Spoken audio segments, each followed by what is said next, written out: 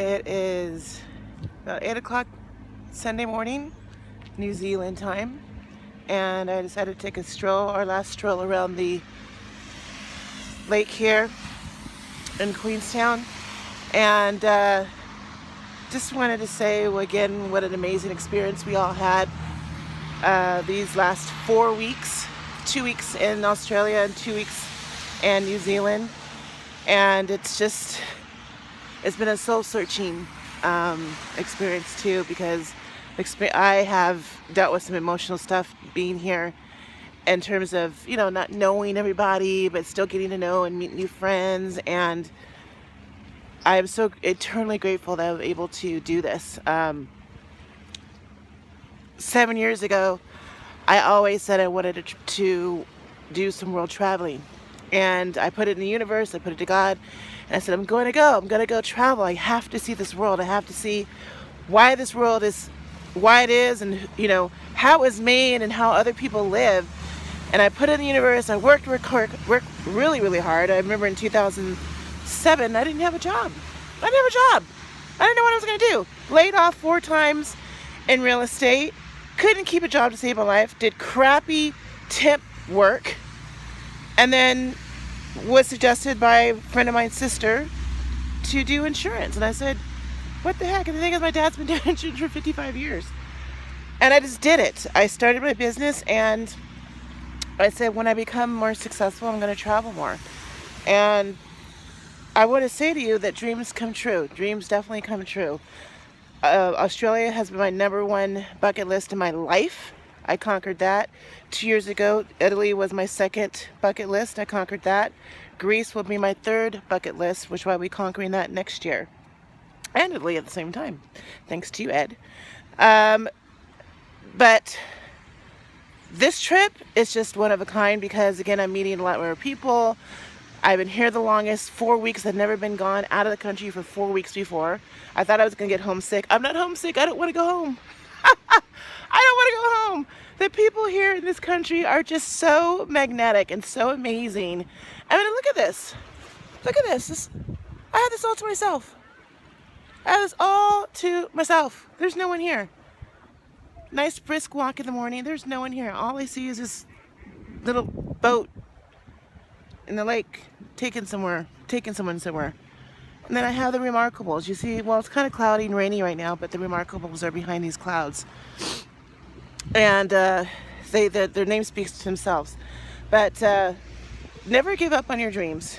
Never give up on what you want to do with your life. It took me a while to get to this position, and I'm going to keep working as hard as I can. There's a lot of other things I need to work on myself personally, and achieve other goals in life and what I want to do for myself. I had a very interesting emotional moment back in Rotorua. We did this excursion called the Squeeze, and it was so cold. Oh my God, it was so cold. It was ridiculously cold, and we did this jet boat, and I was just freezing to the bones, knuckle cold. We got into this warm water. It was a thermal springs area, and they call it the Squeeze. It's because you have to walk and go through these crevices, very tight crevices, and rocks and boulders are slippery. And it's like Jurassic Park. The rocks look like Jurassic Park. You see the steam coming up from the water. The steam. It was beyond magical. It was just ridiculously gorgeous. You're freezing your butt off, and you get to these warm waters, and it gets to my point to go to these rocks, and I couldn't fit. I was really embarrassed. I was really upset, and the tour guide was so nice, and he was so generous. He was like, do you want me to stay? I'm like, no, I'm gonna just stay here and wait you and take the team to go out and do what they need to do. They were gone for about 40 minutes, no big deal. But I was sitting there feeling sorry for myself. Like, oh man, it was too big to go through these rocks. I couldn't do it. Just literally feeling sorry for myself for a good 2 hours. I came back. I still felt sorry for myself. Everybody was asking me if I was okay. I was okay. I was just embarrassed. But it was so humbling at the same time. I'm like, why am I crying? Why am I sad that I'm in New Zealand because I couldn't fit on some rocks? Really? Come on. I mean, it was just the most humbling experience, and I got back into the way. I got in a better mood. The people in the boat were so sweet and so supportive. Bill, Pam, Lisa, and Amy, very supportive. And I just was like, started laughing again. I'm like, I'm in New Zealand. What am I sad about? Because I couldn't fit on a rock? Oh, Jesus. But I just wanted to say again that, keep focused, because it takes me, I get very unfocused sometimes with the family and friends and my social life and things going on with my business. I can get very unfocused and very unwavering, but this is what I look forward to. This is why I work hard. I work hard for this. I work hard for this. And I continue working hard and being the best that I can be. So thanks for sharing my video, or listening to my video, and sharing and listening to my experience the last 4 weeks. It's been wonderful.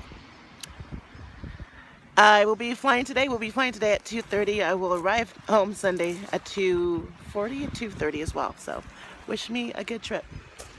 See you later.